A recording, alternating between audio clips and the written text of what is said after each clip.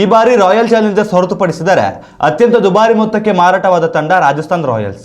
IPL ಇತಿಹಾಸದಲ್ಲೇ ಎರಡನೇ ದುಬಾರಿ ತಂಡ ಎಂದು ಕರೆಸಿಕೊಳ್ಳಲು ಮುಂದಾಗಿದ್ದ ರಾಜಸ್ಥಾನ್ ರಾಯಲ್ಸ್ ತಂಡದ ಖರೀದಿ ಪ್ರಕ್ರಿಯೆಗೆ ಇದೀಗ ಕಾನೂನು ತೊಡಕು ಎದುರಾಗಿದೆ. ಆರ್ಆರ್ ಫ್ರಾಂಚೈಸಿಯನ್ನ ಭಾನುವಾರವಷ್ಟೇ ಉದ್ಯಮಿಗಳಾದ ಲಕ್ಷ್ಮಿ ಮಿತ್ತಲ್ ಮತ್ತು ಆದರ್ ಪೂನಾವಾಲಾ ಒಳಗೊಂಡ ಒಕ್ಕೂಟಕ್ಕೆ 15,660 ಕೋಟಿ ರೂಪಾಯಿಗೆ ಮಾರಾಟ ಮಾಡಲಾಗಿತ್ತು. ಆದರೆ ಈ ಹಿಂದೆ ರಾಜಸ್ಥಾನ್ ರಾಯಲ್ಸ್ ತಂಡದೊಂದಿಗೆ 15,290 ಕೋಟಿ ರೂಪಾಯಿ ಮೊತ್ತಕ್ಕೆ ಖರೀದಿ ಪ್ರಕ್ರಿಯೆಗೆ ಮುಂದಾಗಲು ಇಚ್ಛಿಸಿದ್ದ ಅಮೆರಿಕದ ಉದ್ಯಮಿ ಕಲ್ಸಮನಿ ಒಳಗೊಂಡ ಒಕ್ಕೂಟವು ಇದೀಗ ಕಾನೂನು ಸಮರಕ್ಕೆ ಮುಂದಾಗಿದೆ.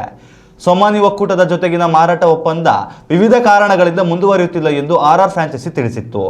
ಆದರೆ ಇದನ್ನು ಒಪ್ಪದ ಸೊಮಾನಿ ಒಕ್ಕೂಟ ಆರ್ಆರ್ ಫ್ರಾಂಚೈಸಿಗೆ ಕಾನೂನು ನೋಟಿಸ್ ಕಳುಹಿಸಿದೆ.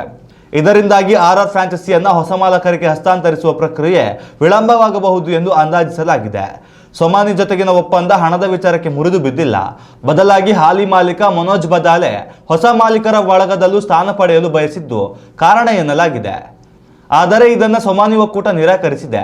ಕಾನೂನು ಸಮರದ ಬಳಿಕ ರಾಜಸ್ಥಾನ್ ರಾಯಲ್ಸ್ ತಂಡದ ಭವಿಷ್ಯ ಏನಾಗಲಿದೆ ಎಂದು ಕಾದು ನೋಡಬೇಕಾಗಿದೆ.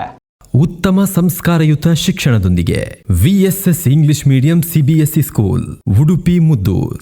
ನರ್ಸರಿಯಿಂದ 10ನೇ ತರಗತಿವರೆಗೆ ಶಿಕ್ಷಣದ ಜೊತೆಗೆ 5ರಿಂದ 10ನೇ ತರಗತಿವರೆಗಿನ ವಿದ್ಯಾರ್ಥಿನಿಯರಿಗೆ ಉತ್ತಮ ಹಾಸ್ಟೆಲ್ ಸೌಲಭ್ಯವೂ ಇದೆ. ನಿಮ್ಮ ಮಕ್ಕಳ ಪ್ರವೇಶಾತಿಗಾಗಿ ಈ ಸಂಖ್ಯೆಗೆ ಕರೆ ಮಾಡಿ.